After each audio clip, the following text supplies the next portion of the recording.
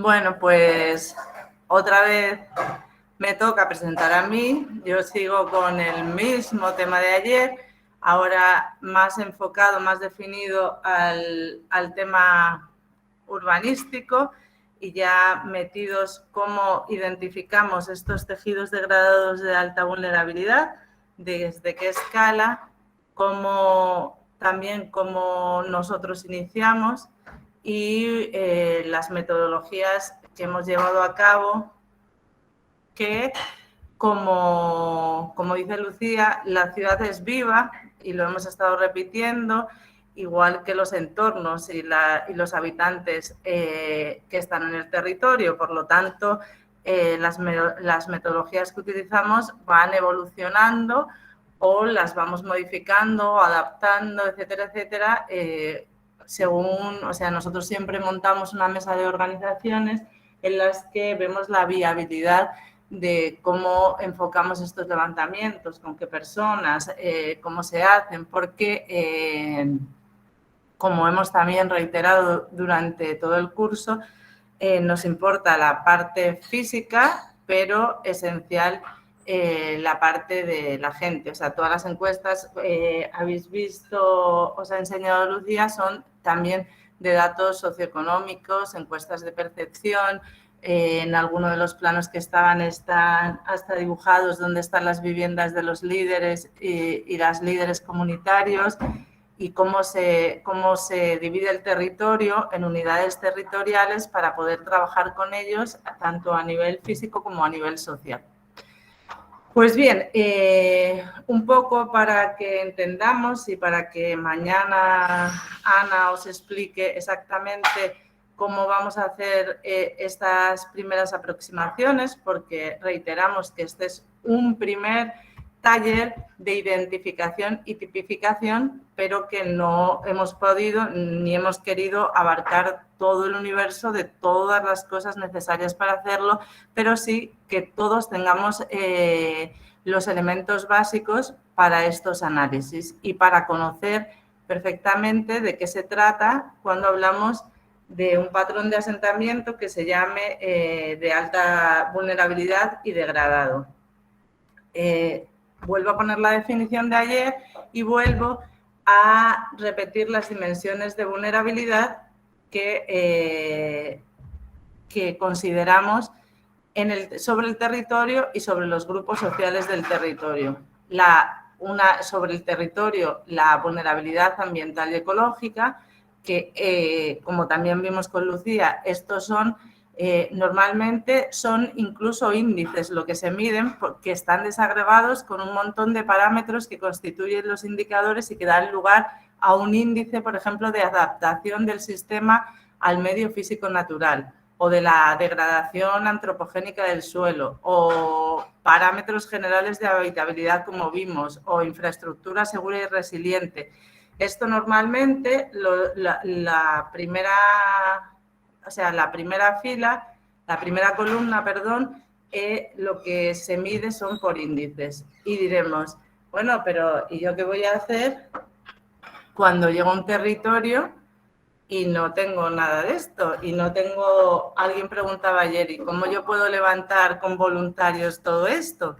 Pues, hombre, nosotros no empezamos haciendo vuelos de dron, vectorizando, etcétera, etcétera. No, o sea, hay unas formas de aproximarse al territorio de manera macro para analizarlo, y con lo que hacemos con la teoría general de sistemas, nosotros lo dividimos en subsistemas interrelacionados y empezamos a trabajar por los más relevantes. Con esto quiero decir que no hace falta toda la información a la escala mínima para poder trabajar o para poder analizar. Y con ello voy a definir inicialmente, porque a lo mejor hay personas que no son de la rama del urbanismo, hay ingenieros también en el curso y abogados y estadistas que no tienen a lo mejor los conceptos precisos de cuando hablamos de un tejido urbano, que lo dije ayer, que es una pauta de asentamiento genérica. Y el tejido degradado de alta vulnerabilidad tendrá unas condiciones específicas que miden esa vulnerabilidad. Nosotros, a la vez, los tejidos degradados de alta vulnerabilidad los clasificamos en consolidables y no consolidables. O sea, no todos los tejidos de alta vulnerabilidad se pueden consolidar. O sea, no es una unidad. Tú analizas la unidad de manera global, pero luego hay partes que las puedes separar igualmente hasta la escala mínima para definir otras características. ¿Qué entendemos por un recinto espacial? Que sería una escala mayor.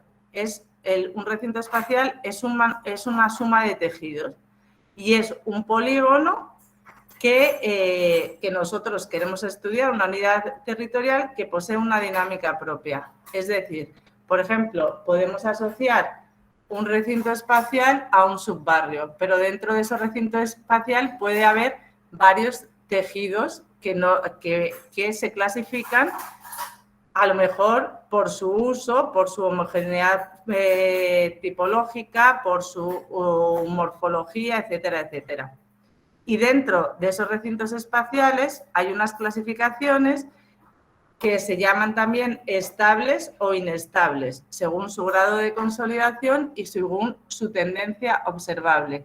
Esto son solo nociones que son definiciones que se quedarán en la presentación por si a alguno le interesa más, pero que pueden abundar. Pero es un poco para que cuando hablemos de algunas palabras nos enteremos que nos estamos refiriendo a una unidad territorial que yo fijo, o sea, que yo estoy definiendo para poder analizar y poder intervenir.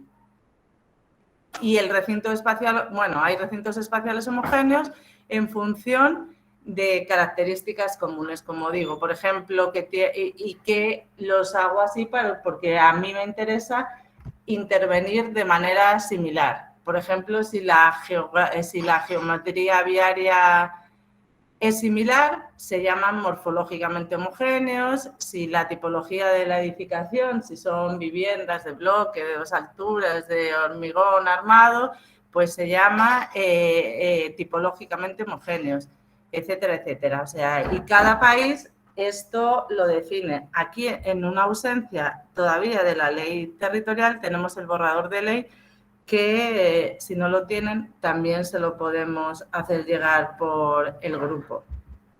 Y otra cosa fundamental en la que hemos hecho inciso y que ha estado incidiendo mucho Carlos de la Cruz son las escalas. O sea, no es lo mismo que yo esté estudiando un tejido que un barrio, que un subbarrio, que un municipio o que una provincia. No es lo mismo. Para cada escala del territorio necesitamos unas herramientas y un proceso. Bueno, nosotros como lo planteamos es que primero analizamos y clasificamos los tejidos urbanos, luego caracterizamos los recintos espaciales, luego definimos áreas de oportunidad, definimos flujos, la interacción entre ellos y luego ya empezamos con un análisis de proyectos y programas realizados y luego generamos los proyectos, programas, estrategias. Ahora veremos un gráfico un poco más claro y en cada escala utilizamos unas herramientas que pueden parecer las mismas, o sea que en algunos casos es la misma herramienta, pero adaptada a la escala que vayamos a trabajar. Si vamos a incidir a escala municipal, pues probablemente nunca tengamos todo el dinero para hacer un levantamiento censal como el que hemos visto en Cancino Adentro. Y ni tengamos el dinero y a lo mejor ni el tiempo. Y de hecho ya muchos planes urbanos modernos y algunos grupos de investigación plantean otro tipo de planes urbanísticos que se hacen más por interpretación y menos del tipo censal que lleva tanto dinero y tanto tiempo. Entonces, en cada etapa y en cada escala utilizaremos unas herramientas. Pero, ¿qué pasa? Que, como les dije ayer, Normalmente, en todos los entornos precarios, incluso en los municipios más precarios, con menos recursos, con estos territorios desiguales que sabemos que existen, incluso a nivel mundial, no es la misma la información que hay en Nueva York, que tú puedes entrar con el Google hasta dentro de los edificios, que en Haití, como ha estado diciendo Jorge. No hay la misma cantidad de información y realmente no es igual. Y precisamente en lo que nosotros consideramos en este tipo de asentamientos, generalmente no hay información asociada ni de Google. Y lo que hay de Google está, bueno, si lo ha levantado las personas está más o menos bien, y además, como es tan evolutivo y tan rápido, pues si analizamos una foto aérea, si cogemos el Google Maps, por ejemplo, y le cambiamos en Huachupita o en Gualey la foto aérea por el plano al lado y lo ponemos de manera paralela, la información se ve que no coincide. O sea, esa vectorización que nosotros hacemos, comprobamos en terreno, etcétera, etcétera, es porque la vectorización inicial que existe es muy poco fiable, y muchas veces por eso tenemos que meter los drones también, porque la morfología de los territorios es bastante compleja, o sea, no es a priori. Y para saber, a lo mejor en lo que puede parecer una casa hay 4, no solo que estén cuarterías, sino que haya anexos pegados que vive cada una de las familias. Entonces, no se puede intervenir y analizar una realidad sin conocerla y detallarla. También, bueno, pues con la experiencia uno va aprendiendo es cómo se toman esos datos censales o de qué zonas podemos sacar muestras que sean lo suficientemente representativas de toda la unidad territorial a estudiar. ¿Qué hacemos nosotros normalmente? Por poner un caso que lo hemos hecho últimamente, pues estudiamos la problemática que se presenta, siempre hacemos un mapeo de actores del territorio, lógicamente, porque primero, o sea, no solo la estructura física, hay que conocer la estructura social y definimos el objetivo y el alcance que queremos con el estudio. Luego empezamos con todo el tema de análisis territorial, que es lo que se procura en este primer taller, en este primer ejercicio, que es lo que vamos a hacer en el ejercicio de mañana, que es empezar a definir unidades territoriales de análisis.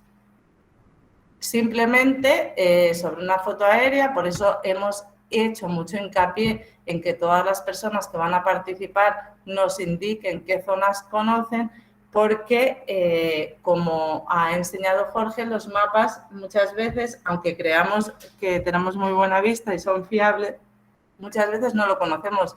Y aunque haya patrones irregulares y que las viviendas parezcan de una manera, no necesariamente tienen que ser tejidos de alta vulnerabilidad. Por eso, siempre lo que procuramos es hacer primero un análisis de gabinete y certificarlo siempre en el territorio. Después, siempre intentamos hacerlo con herramientas tecnológicas apropiadas y apropiables por todos los actores del territorio. Es decir, lo que siempre hemos procurado es que el celular, aparte de servir para hacer selfies y lo del Instagram, sea una herramienta de información, de intercambio de información, tanto para levantar información como para recibir información. Entonces, todo lo que diseñamos intentamos que vaya enfocado a que la población genere conocimiento y reciba ese conocimiento y se queden abiertos. Por eso veis que automáticamente os enseñamos muchos ejemplos, porque hemos hecho muchas pruebas y errores, lo hemos sufrido, sobre todo algunos más que otros, y hemos utilizado muchos programas, open source, de todo tipo. Después de las aproximaciones espaciales, de definir recintos espaciales homogéneos, contando con unos datos de partida, empezamos a analizar los resultados. Ahora he incluido una lámina que ayer no hablamos de datos de partida que ustedes pueden manejar y a la escala que están, y después de ahí ya empezamos a estructurar toda la información y generar conclusiones y recomendaciones para intervenir. Pero este proceso, como se ven las fichas, es necesariamente iterativo. Lo que dice Lucía es absolutamente como es. O sea, la ciudad está viva, es dinámica y va cambiando. Y tú vas hoy y a los 5 meses vas y a lo mejor toda la distribución ha cambiado. Y todo eso hay que incorporarlo dentro de los análisis, lógicamente. Sigo. Bueno, pues al principio, cuando no teníamos todas estas herramientas digitales de levantamiento, lo que hacíamos era usar los datos estadísticos o aproximaciones de datos existentes. Hay herramientas que veremos más adelante que cuenta la ONE, que son datos desagregados, están definidos indicadores en el SysDom y no hay que inventar. Lo que hay es que mirar. Por eso nosotros durante mucho tiempo hemos tenido que trabajar a la escala barrio, porque nosotros todo lo hacemos alineado con los sistemas de medición oficiales. ¿Por qué? Porque nosotros no queremos generar data extraoficial, sino mejorar la data oficial hasta el nivel al menos de barrio o de subbarrio y manzana.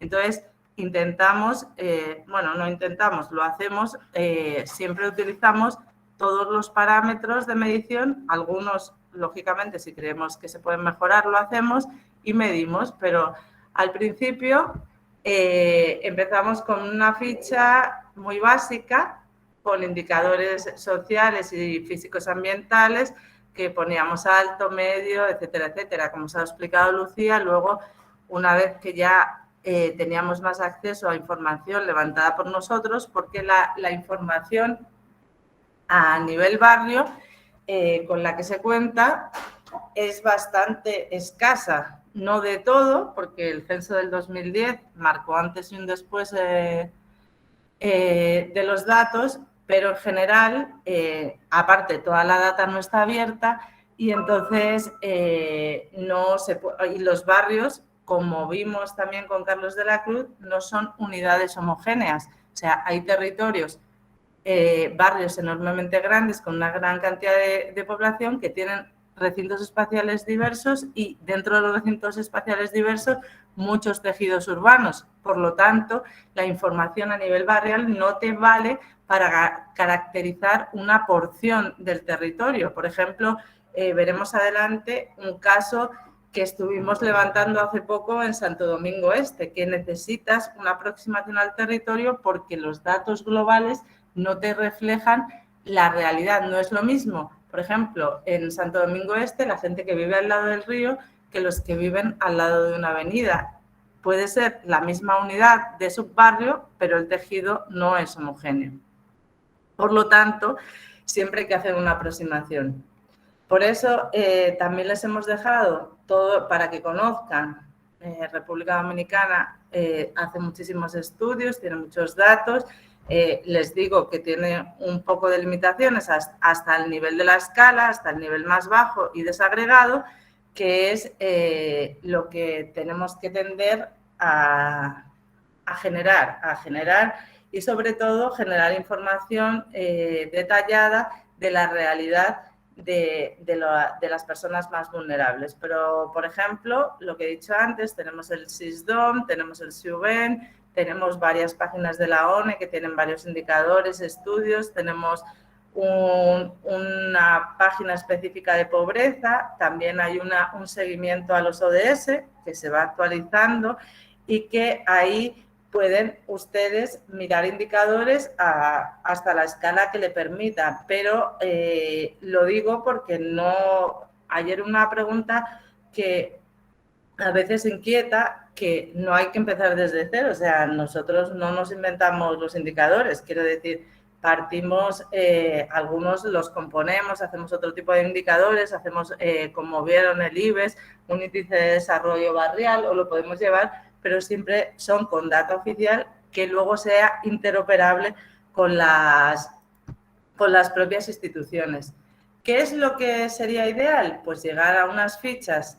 Está muy feita y me lo dirán aquí mis compañeros, pero un poco para que entiendan el concepto. O sea, una ficha urbanística tiene que tener el tipo de unidad, dónde está ubicada, qué tejido mayoritario tiene, cuáles son sus indicadores, si tiene homogeneidad morfológica, tener una foto del tipo de tejido, una parcela tipo definida, una malla, etcétera, etcétera. De esto tendríamos que tener por lo menos una fichita por cada barrio, o sea, un poco más urbanística y, bueno, lo dejo ahí para que los de los ayuntamientos, pues, pinchando en un barrio, tener por lo menos una ficha que te diga el tipo de uso de suelo, la normativa a la que puedes acceder, etcétera, etcétera, que sé que en el Distrito Nacional se está haciendo un esfuerzo por eso.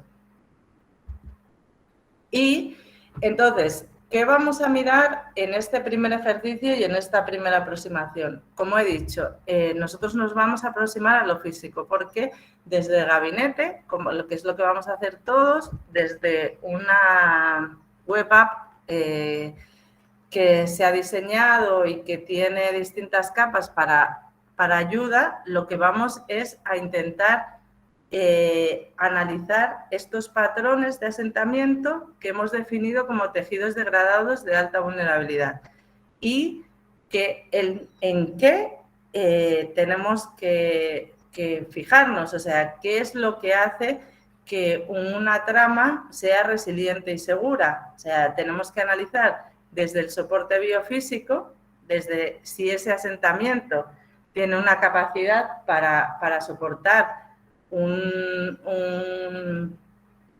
ciudad, un asentamiento de personas, si es compatible, porque hay sitios que no son compatibles, no solo por normativa, sino porque son reservas, son humedales, son sitios de inundación, son sitios en pendiente, si tiene recursos naturales adecuados, es decir, yo no me puedo ir a construir, por ejemplo, una urbanización en un sitio donde no sé si hay agua o si me va a poder o si tiene un determinado tipo de suelo que en cuanto haya un sismo me va a perjudicar. Tengo que conocer el sitio. Si ese sitio además tiene una compatibilidad de uso para lo que voy a hacer. Y igualmente si está expuesto a riesgos y amenazas que yo lo pueda controlar con el tipo de asentamiento y que en un futuro yo pueda ir adaptándome al cambio climático, que es una realidad. Igualmente, ¿qué conectividad necesita? Hemos visto que todo está interconectado, las ciudades, las megaciudades, las ciudades intermedias, los pequeños núcleos rurales, todo está interconectado. Yo no puedo poner un núcleo rural sin saber que lo puedo conectar, por ejemplo, a un hospital de nivel provincial. No puedo, porque lo que voy a hacer es aislar a un grupo de personas que no van a tener los servicios. Y otro aspecto fundamental, la adecuación cultural. Hay muchas veces que hay un modelo de arquitectura uniforme que no se corresponde ni con la manera de vivir de la gente ni con los usos y costumbres y se hace pues un poco porque está de moda. La arquitectura tiene que responder algo más que a un patrón estético personal. Pero bueno, eso sería otra discusión. Igualmente, tengo que saber si tengo una infraestructura soporte que me permite definir el asentamiento. Vemos que muchos barrios no tienen agua. Por ejemplo, Jaina, muchos de sus barrios, a pesar de estar próximo a la capital, a pesar de que el río Jaina es uno de los que más contribuye a darle agua a toda la provincia de Santo Domingo, tiene al menos 5 barrios que no cuentan con agua. Igual con la energía, o sea, con las redes de comunicación. Hay muchísimos barrios donde no puede entrar una ambulancia. no puede entrar un camión de bomberos. Su trama y su viario se lo impiden.